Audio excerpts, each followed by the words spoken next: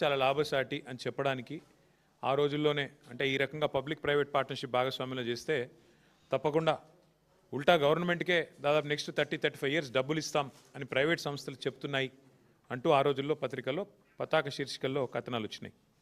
సరే, కారణాలు ఏమైనప్పటికీ ఆ తర్వాత ఆ సంస్థ పోయింది వెనుకకి. తర్వాత ఎల్ఎన్టీ అనే సంస్థ అల్టిమేట్గా మళ్ళీ తిరిగి టెండర్ తీసుకున్నది.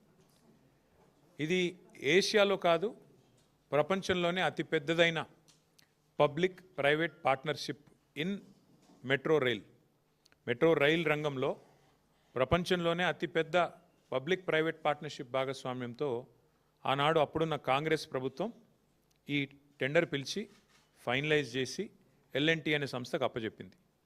2014లో తెలంగాణ రాష్ట్రం ఏర్పడే నాటికి అప్పటికే ఒక 20% దాకా పని కూడా పూర్తయింది.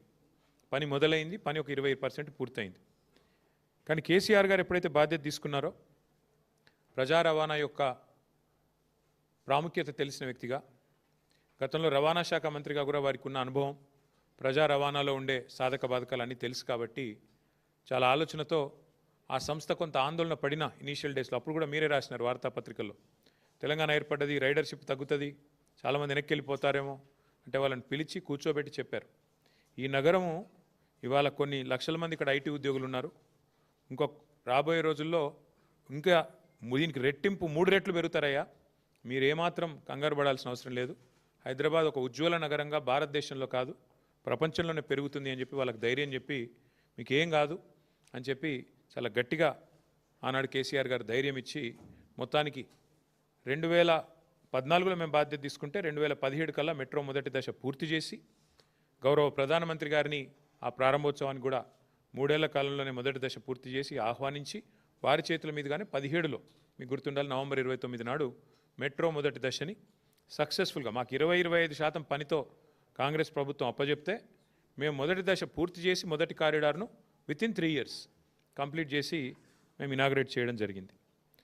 అట్లాగే ఆ తర్వాత కోవిడ్ వచ్చినాక మీకు తెలుసు అన్ని ప్రజా రవాణాలు మొత్తం ఎక్కడికక్కడ స్తంభించిపోయే పరిస్థితి. అప్పుడు కూడా మళ్ళీ ఇట్లాగే ఎల్ఎన్టీ వాళ్ళు కంగారు పడ్డారు, ఏమైపోతుందో మా భవిష్యత్తు అన్నట్టుగా నష్టాల్లో ఉన్నాం అది ఇదంటే కూడా ఆ రోజు మళ్ళీ కేసీఆర్ గారు పిలిచి మీకు అవసరమైతే సాఫ్ట్ లోన్ ఇస్తాం, వడ్డీ లేని రుణం ఇస్తాం, ఎందుకంటే నడపాలి ప్రజా రవాణా అన్నప్పుడు ప్రజలకు ఒక బాధ్యతతో మీరు 2070 దాకా ఉన్నది మీకు, కాబట్టి మీరు నడపాలి అని చెప్పి వారికి ధైర్యం చెప్పి కేసీఆర్ గారు ఆనాడు ప్రభుత్వం నుండి ఒక లోన్ ఇచ్చి soft loan, interest free soft loan 3000 crores ఇస్తామని చెప్పాము. అందులో 900 కోట్లు ఇచ్చాము కూడా, ఇచ్చి క్యాబినెట్ అనుమతితో ఆ రోజు ధైర్యం చెప్పి ఆ ఎల్ఎన్టీ సంస్థను నడిపించింది కేసీఆర్. చివరికి ఏ స్థాయికి పెరిగింది హైదరాబాద్లో మెట్రో అంటే, మాకు హైదరాబాద్లో ఉండే ప్రజలు, నేను ఎందుకంటే కొద్దిగా సోషల్ మీడియాలో యాక్టివ్గా ఉంటా కాబట్టి నాకు కంప్లైంట్లు చేసే స్థాయికి వచ్చింది. సార్ మాకు కోచులు సరిపోతలేవు, 5 లక్షల మంది ఇలా ప్రయాణం చేస్తున్నారు ప్రతిరోజు, అమీర్పేట లాంటి చోట్ల పీక్ అవర్స్లో మీద పడుతున్నారు, సరిపోవట్లేదు, కోచులు పెంచండి, ట్రైన్లు పెంచండి అని అడిగే కాడికి మెట్రో రైడర్షిప్ కూడా పెరిగింది. కేసీఆర్ గారి ప్రభుత్వంలో, బీఆర్ఎస్ ప్రభుత్వంలో ఆ స్థాయికి మేము మెట్రోని తీసుకొచ్చాం. అట్లాగే 69 కిలోమీటర్లు మెట్రోని పూర్తి చేసి ఒక పాత నగరం మినహా, పాత బస్తీ మినహా, ఓల్డ్ హైదరాబాద్ మినహా ఇక్కడ కూడా మరి ఆవాస హోటల్ వరకే వీళ్ళు ఒరిజినల్గా పెట్టింది, ఏది మాదాపూర్లో.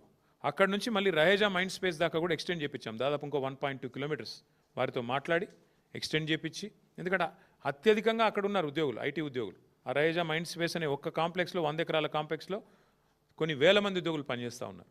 కాబట్టి అర్థవంతంగా ఆలోచనతో స్కై వాక్లు పూర్తి చేసి ఇంత అద్భుతంగా హైదరాబాద్ మెట్రోని భారతదేశంలో మేము దిగిపోయే నాడు 2వ అతిపెద్ద metro network in the country was Hyderabad. ఏది ఢిల్లీ తర్వాత 2వది హైదరాబాద్. మేము ఇంకొక పని కూడా చేశాం, దిగిపోయే ముందు మేము సరిగ్గా ఒక 6 నెలల ముందు హైదరాబాద్ మిగతా అన్ని నగరాలకు కూడా భారతదేశంలో దాదాపుగా మెట్రో నగరాలకి ఎయిర్పోర్ట్ నుంచి సిటీకి మెట్రో ఉంది, ఎక్స్ప్రెస్ ఉంది, మన దగ్గర లేదు, ఇది ఆలోచన లేకుండా చేశారు అని చెప్పి కేసీఆర్ గారు ఒక నిర్ణయం తీసుకొని మరి ఎయిర్పోర్ట్ మెట్రో కూడా ఆనాడు మరి మైండ్ స్పేస్ నుంచి డైరెక్ట్గా శంషాబాద్కి, ఏది ఓఆర్ఆర్ ఎంబడ తీసుకొని పోయేందుకు కూడా టెండర్ పూర్తి చేసినాం, శంకుస్థాపన చేసినాం, బ్రహ్మాండంగా మొత్తం టెండర్ పూర్తి చేసి ఎల్ఎన్టీ అనే సంస్థనే ఆ అవార్డు దక్కించుకున్నది. వాళ్ళు పని మొదలు పెట్టాలంతే. ఇంకా అద్భుతం ఏంటంటే, ఏ మాటకు ఆ మాట ఆనాడు కాంగ్రెస్ ప్రభుత్వం డాక్టర్ రాజశేఖర రెడ్డి గారు ఎప్పుడైతే ఓఆర్ఆర్ నిర్మాణం చేశారో ఒక మంచి పని చేసినారు అందులో. ఏం చేసినారు? ఓఆర్ఆర్ చుట్టూతా మెట్రో రైల్ కారిడార్ కూడా స్థలం సేకరించి పెట్టినారు.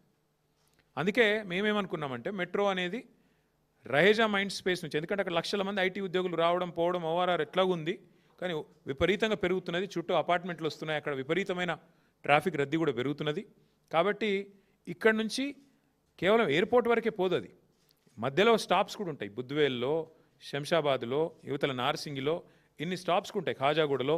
దానివల్ల ఏమవుతుంది, ఎవరైనా అవసరమైతే ఫైనాన్షియల్ డిస్ట్రిక్ట్లో పనిచేసే వాళ్ళు కానీ, రాయదుర్గంలో పనిచేసే వాళ్ళు కానీ, మైండ్ స్పేస్లో పనిచేసే వాళ్ళు కానీ శంషాబాద్లో ఉంటూ కూడా రోజు వచ్చిపోవచ్చు.